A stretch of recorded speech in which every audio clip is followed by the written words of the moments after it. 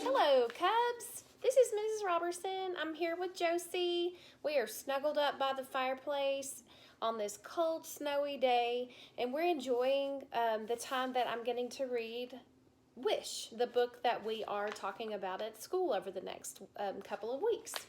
This book is written by Barbara O'Connor, and I'm going to start reading on chapter 5. I thought I was glad when the weekend came because I didn't have to go to school. But then Bertha told me we were going to church on Sunday. I hadn't been to church since I was little. Scrappy never wanted any part of it, calling those people do-gooders and Bible thumpers, but Mama took me and Jackie for a while. I didn't remember much about it, except Jackie whining and complaining on the way there until Mama slapped her legs and told her to hush up. But then Mama got too nervous to drive and wouldn't take off her bathrobe or even comb her hair, so we stopped going. When I walked into Bertha's kitchen on Sunday morning, she looked me up and down and said, "Oh dear." She wiped her hands on her apron. "Do you have a dress?" I looked down at my jeans that were too short and my t-shirt that used to be Jackie's, and I shook my head. Bertha flapped her hand at me. "Well, that's okay. We'll go shopping this week." Then Gus came in the kitchen, and I didn't hardly even recognize him. He had on a coat and tie. Instead of his usual muddy boots, he wore lace-up black shoes, buffed and shiny. He could have passed for one of those fancy rich bankers over in Raleigh, except for the garden dirt under his fingernails and his hair squashed flat from his baseball cap. He sat at the kitchen table, and Bertha kissed his cheek. "Well, look at you," she said, making him blush and swat her hand off his shoulder. He kept pulling at his collar and wiping sweat off the back of his neck. After breakfast, we headed down the mountain to Rocky Creek Baptist Church. When I got inside, I knew right away why Bertha had said, "Oh dear," when she saw me that morning. The other girls in church wore dresses. I couldn't look anybody in the eye. Knowing my face was beet red and my jeans were all wrong, I sat on the hard wooden pew, sandwiched between Gus and Bertha. While the organist played church music, more and more people filed in, smiling and nodding at one another. Then Bertha poked at me and whispered, "There's the Odoms." I glanced up to see Howard and his family carrying their Bibles and making their way to the pew across the aisle. 5 boys with slicked down hair, poking each other and clomping too loud in their Sunday shoes. Their mama chatted with folks, asking about their sick grandmas and making over their babies, while their red-headed daddy mopped his face with a handkerchief. After a prayer and a hymn, the kids had to go to their Sunday school classes. Imagine my surprise when I got to my class and there was Audrey Mitchell. She looked at me all wide-eyed, like I was a Martian right off of a spaceship. I sat as far away from her as I could, and then Howard came in with his up-down walk and sat next to me. On Sunday school, our Sunday school teacher was a gray-haired, wrinkly-faced woman named Mrs. Mackey. She didn't waste 1 minute telling everybody that my name was Charlie Reese, and please welcome me to their church family. Then she taught us a song called "Good Old Noah." Howard sang louder than anybody else, and personally, I thought it was a little embarrassing, but no one else seemed to pay him any mind. After that, Mrs. Mackey told us we were going to play a game called Bible Detective. She would read questions from her Bible Detective cards, and whenever you answered one right, you got a Bible buck. When you got enough Bible bucks, you could cash them in for a prize. While she read the questions, the boys fidgeted and the girls whispered and giggled in their dresses, while I kept quiet in my ugly jeans. How many braids were in Samson's hair? Name the man who went down into a pit on a snowy day to kill a lion. In what book, chapter, and verse can we read about a winner of a beauty contest becoming a queen? Howard's hand shot up every time, but I knew for sure I was never going to win any Bible bucks.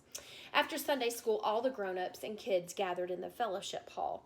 Bertha paraded me around like I was a beauty queen, introducing me to everybody and making on over me and saying how lucky she and Gus were to have me sing with them. People nodded and said, "Well, ain't that nice?" and stuff like that. But I bet they were wondering why my own mama and daddy couldn't take care of me. And didn't I know girls didn't wear jeans to church? When Bertha introduced me to Howard's mama, she hugged me and said Howard had told her about me. Then she craned her neck, looking around the room. Mr. Odom must be outside, and I'll never catch those wild boys of mine long enough to introduce you. Some of the Odom boys chased each other around the room, their ties loose and their shirt tails flapping. They grabbed brownies off of paper plates, while Howard showed everybody his Bible books. But you come on by the house any time, okay? Mrs. Odom said. Bertha grinned at me. Now, wouldn't that be nice, Charlie? I nodded and said, yes, ma'am, because I knew that's what I was supposed to say. When we finally climbed into the car and headed back up the mountain toward home, I scanned the woods and yards along the way, hoping I would see that stray dog again, but I didn't. What I did see, though, was a truck full of hay. Jackie's friend Casey told me if you count to 13, when you see a truck full of hay, you can make a wish. So, of course, that's exactly what I did. Things at school seemed to get worse every day. My homework papers came back all marked up by Mrs. Willoughby in red pencil with notes like, see me, and try again. Sometimes I didn't even do my homework. It seemed like a waste of time since I wasn't going to be there much longer. Once in a while, Bertha asked me if I had homework, and I was pretty good at just shrugging and changing the subject. Besides, I was getting marked up papers like that because back in Raleigh, I wasn't exactly student of the year. Jackie was the only one who ever fussed at me for not going to school or not doing my homework, but I reminded her that she was not my mother, so she should leave me alone. When my teacher called the house to tell Mama how bad I had done on my math test, or ask her why I hadn't turned in my book report, Mama would holler and carry on for about 5 minutes, and then she'd throw up her skinny arms and heave a big sigh before she said, "What's the use?" Then she'd shuffle out of the room in her bedroom slippers, muttering about how she didn't deserve that aggravation. At least in Raleigh, I had friends at school. But here, where I sat at the table in the cafeteria, girls made faces like they smelled something bad and slid their trays away from me. Most days, I pretended like I had a stomach ache, and I spent the afternoon in the nurse's office drawing more stars and hearts on my arm with a marker. At recess, Howard followed me around, reminding me he was my backpack buddy and asking questions a mile a minute. Did you ever visit your daddy in jail? Why, ain't your sister here too? Do you want some of my Bible bucks? Sometimes I answered him and sometimes I didn't. The thing about Howard was everything just rolled right off of him. It seemed like nothing bothered him one little bit. It was clear that nobody at school wanted much to do with him, but he didn't seem to mind. His brother Dwight was always surrounded by cussing, punching, ball-tossing, fist-bumping boys, but Howard never joined them. A couple of times when I rode into town with Gus and Bertha, I would see his older brothers, Burl and Lenny, tossing a football or shooting hoops with their friends, but Howard would be sitting on the steps scribbling in a notebook or over by the garage fiddling with his bicycle. Bertha had commented about him one day when we drove by. That poor boy is too much of a loner, she said. Nothing wrong with that, Gus said. Bertha shook her head. Not for a child. Children need friends. Bertha sighed. I don't get it. He's just as sweet as he can be. I bet it's 'cause of his up-down walk, I said. Well, that's mean, she said. She turned around to face me. You're going to make so many new friends here in Colby, Charlie. I just know it. I started out the window and pretended like I wasn't even listening to her go on and on about all the things I could do, like Girl Scouts and 4-H.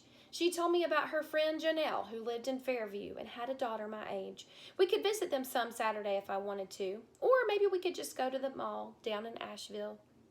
On and on she went, talking as if my life in Colby was going to be like living in Disney World. You're gonna talk that girl's head plumb off, Bertie, Gus said. Bertha laughed and slapped him playfully on the arm. Where do you think that dog is? I asked Gus. Could be anywhere, he said. That mutt gets around. I had been looking everywhere for that stray dog. I had seen him twice. That day he'd come to Gus and Bertha's, but both times he darted off to the woods when he saw me. He sure loves my meatloaf, I can tell you that, Bertha said. He licks that pan clean and then hightails it out of there so fast I could hardly get as much of a glimpse of him.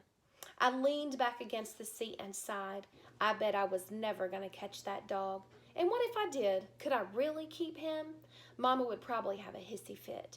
But I bet Scrappy would call from jail and tell her to stop her yammering and let me have a dog if I wanted one. Then, as we were turning onto the main road into town, I saw a black horse out in a field, eating grass and swishing its tail at flies. I shook my fist at it 3 times and made my wish. That was the rule for black horse wishing. If you see a white horse, just make a wish. But for a black horse, you have to shake your fist at it 3 times. I had learned that one from Scrappy, which made me a little skeptical, but I did it anyway. Shook my fist and made a wish. Chapter 6. A few days later, Mrs. Willoughby called Bertha about my bad attitude. That day in school, she had asked me if I had 2/3 of a piece of pie and wanted to give half to my sister, then how much of the whole pie would that be? I told her that I wouldn't give my sister any of my pie. Everybody laughed except Mrs. Willoughby. She had turned red and pressed her lips together and made her eyes into little slits when she looked at me. When she called Bertha that afternoon, I was stretched out in Gus's easy chair watching TV. The fat orange cat named Flora was curled up in my lap. I heard Bertha say, "She did," and, "Oh dear." Then she lowered her voice, and I could only make out bits and pieces drifting through the kitchen door. "A rough time, missing your family, been hard on her." Then she hung up, and I kept my eyes on the TV when she came in and sat on the couch. "That was Mrs. Willoughby," she said. A fast-talking guy on TV was pouring chocolate syrup on the floor and mopping it up with a miracle mop. "She told me you've been a little rude in school," Bertha said. Now the man on TV was showing the set of knives that came free with the miracle mop. Then Bertha started going on and on about how she knows how upset I must be about my family being all broken like it is. Well, she didn't use the word broken, but she might as well have. She said she knew how it must be scary to see Mama like she was. How I must be worried sick about Scrappy. How I must miss Jackie so much. I kept my eyes on the mopping man, and in my head I said, "Pineapple, pineapple, pineapple." But Howard's stupid idea didn't work, because the next thing I knew, I was hollering at Bertha. My mean words about her, minding her own business, and who cared about my broken up, sorry excuse for a family? Not me, that was for sure. The words kept spewing and got louder and faster. How I hated Colby and all those hillbilly kids, and this nasty old house hanging off the side of a mountain, and those canning jars in my room, and especially those Cinderella pillowcases. Then I stalked outside, letting the screen door slam behind me, trying not to think about Bertha sitting there on the couch, looking like she had been stabbed in the heart. A couple of cats leaped out of my way as I stormed across the yard and up the driveway toward the road. I kicked at the dirt and yanked on leaves and hurled gravel into the woods. When I got to the road, I didn't even care that the asphalt was burning hot under my feet. The mad was swirling inside me, making my ears ring and my stomach churn. But then, the next thing I knew, I was sitting in the dirt on the side of the road, crying so hard I couldn't hardly breathe. What was wrong with me? Why had I said those mean things to Bertha? Why was I acting so hateful at school? And then, while I was sitting there, wallowing in my pity, somebody said, "What's the matter, Charlie?" I looked up to see Howard standing by his bicycle in front of me. I put my head on my knees and I mumbled, "Nothing." "Must be something," he said. "Go away." No. He laid his bicycle in the weeds by the road and he sat next to me. "You have to tell me what's the matter." This boy beat all. He sure had a lot of gumption for a little old red-headed up-down boy. "I don't have anything to tell you," I said. "Then you have to tell somebody." He pushed at his glasses. "Why?" "Well, my mama says you should never keep your troubles to yourself. She says if you share them with somebody, they get smaller." "Go away," I said. "Did you kick somebody again?" I shook my head. "Poke 'em with a pencil?" "No," I hollered. Mama made this needlepoint sign that says, if all our troubles were hung on a line, you'd choose yours and I would choose mine. I lifted my head and stared at him. "What's that supposed to mean?" I asked. It means everybody's got troubles, and some of them are worse than yours. He yanked at a blade of grass and tossed it into the road, or something like that, he added. Ha, that was a good one. I couldn't think of anybody with worse troubles than me. Then I looked at Howard with his eyebrows knitted together and a look of pure worry on his face. And before I knew it, I was spilling those troubles out to him. I told him how I wished Scrappy wasn't in jail, how he and I used to play poker and watch Wheel of Fortune and eat macaroni and cheese for breakfast. I told him how scared I was when I saw my mama crying into her pillow in her dark bedroom, not even caring one little bit whether I had clean clothes or even went to school. I told him how Mama and Scrappy would holler at each other the livelong day, while me and Jackie sat on her bed with the radio turned up loud so we didn't have to hear them. I told him about all those times I watched from the bedroom window when Scrappy drove off with his tires screeching and gravel flying while Mama yelled, "Good riddance to bad rubbish," from the front porch. I told him how much I missed Jackie, who knew all the words to nearly every song on the radio and would French braid my hair and share her nail polish with me. Then I told him those mean things I had said to Bertha. When I was done, the silence settled over us, still and soft like a veil. The sun had gotten lower in the sky, sitting on the mountains in the distance, and the air had grown cooler. For a minute, I thought maybe Howard was embarrassed by all the stuff I told him and didn't know what to say. I started to wish I had never shared my troubles with him like that. But then he looked right at me and he said, "Want my advice?" Sure, I guess, I said. "You can't do nothing about Scrappy and them back in Raleigh," he said. "The only thing you can fix is what you done to Bertha." I guess he was right. I couldn't fix my mess of a family, but I could try to make things right with Bertha. I stood up and brushed the dirt off the back of my shorts. Then I couldn't hardly believe my eyes. Right there at the edge of the woods was that brown and black floppy-eared dog. I put my fingers to my lips and went, "Shh." The dog was watching me with his head cocked to the side. "Don't move," I whispered to Howard. I took one slow step toward the dog and guess what? He wagged his tail. 2 tiny little wags. That dog liked me. "Hey, fella," I said, taking another step. Then, wouldn't you know it, a car came roaring up the road and whizzed past us, and that dog darted out into the woods. I stomped my foot. I'd almost forgotten Howard was there when he said, "I've seen that dog before." "He's mine," I said. "Really?" "Well, he's gonna be." "I bet he's full of ticks," he said, "and he might have the mange. Stray dogs have the mange." "So what?" I said. "His name is Wishbone." The minute I said that, it felt right. Wishbone. That was the perfect name for my dog. "I'm going to catch him," I said. "Then I'll bathe him and get the ticks off him and teach him tricks and let him sleep in the bed with me." "I'll help you catch him," Howard said, picking his bike up out of the weeds. "You will?" "Sure." Suddenly, Howard seemed different. He didn't seem so much like a nosy, up-down boy, nagging me half to death about being my backpack buddy. He seemed more like somebody being nice to me, somebody I had shared my troubles with. I watched him get back on his bike and pedal off toward his house. Then I called, "Bye, Wishbone," into the woods before I hurried up the road to make things right with Bertha.